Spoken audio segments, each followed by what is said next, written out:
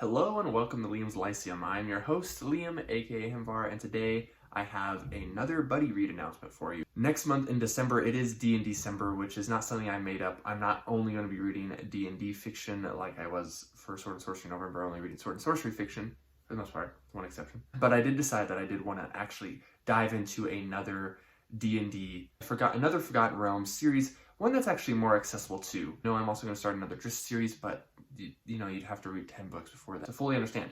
This we're going to be reading next month is Shadowdale by Scott Cianson.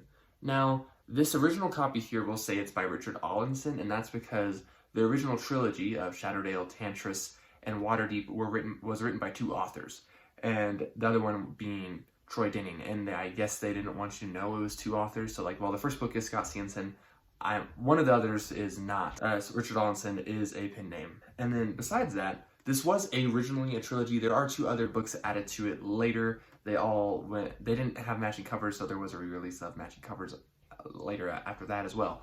But anyways, this is more of a popular Forgotten Realms novel because it is important to the cosmology. I believe in this series we will see some new gods arrive in Faerun, and we might also see some deaths of some gods.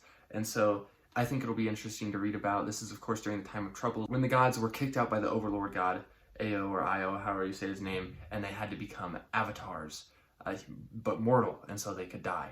And so therein lies a problem. This was the big realm-shaking event that changed Forgotten Realms from a first edition to a second edition setting.